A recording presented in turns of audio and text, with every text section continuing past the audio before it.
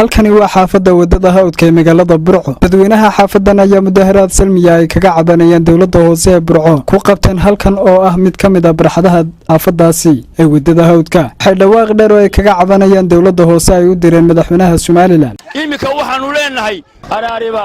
gulle wax ka dhigan galabtaan joogno kulmiyo xilkiisii gabay wadani baa gali halkiisii gidigiinba Soomaaliland gacan ku taageen. haddaad farteeda doonayseen dib uma helaysaan haddaan wallaahi wadada wax laga qaban ciddii waxaa dhigtayna hana loo dabagalo waxa soo guriga oo isku soo jeeda guri aan dumin ma jirto dadkii hindisay iyo dadkii biyaha nagu xidhay iyo dadkii injineerka ka ahaa intaba waxa laga qabtabaanu leeyahay waxaanu leenahay madaxweynaha dawlad hoose ma jirto dulin baa jiray dulinka wax ka qabo oo gobolka wax ka qabo oo wadada wax ka qabo sabixiya wadankaada horta marka ugu horeysa lagu doortay kaambayna waa nagu gashaday caratuushan adiga nagu dhigay oo 40 cashay ku soo buuxiyo ciidii wada hawda marka waxa weeye 2009 baa noogu dambeysay guri daad galo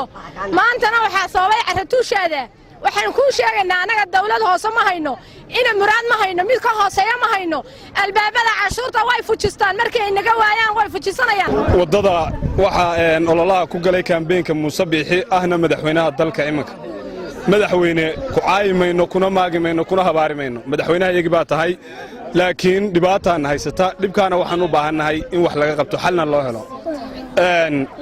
taashuutana looga qaadayana waa taasuun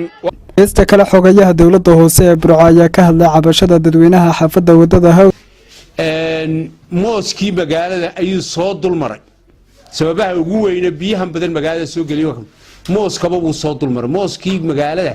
wuu qaatay culays iyo biyaha awoodooda inta ka talaagan ilaa baa awood badan meesha waxaan u fadhinaa cashuuraha dadka uga qaadayna inuu dadka wareegno dadkuna in aqliga ku xisaabtamaan weeyii dawladda hoose inteen leeg nicmada inta leegay dacday waxaan shalay qayladhoon xitaa u diray dawladda dhaxayna inay soo gurmato gaadiidka xitaa shacabka waxaan halkan uga baaqnay inay naga caawiyaan cagafyadooda oo salaabaan kulul iyo wixii la midaba ay naga caawiyaan haddana waa ku celinayna dadweynaha xaafada wadada hawdka ayaa muddooyinka u dambeeyay cabashooyin istabajooga warbaahinta u marinayay dawladda hoose magaalada burco aqan ay direen dadweynaha xaafada wadada hawdka ayaa ku soo beegmayay xilli maalintii shalay roobo mahigaan ahi ay ka curteen magaalada burco iyo nawaaxigeeda abdiqani Baafo warbaahinta STN magaalada burco.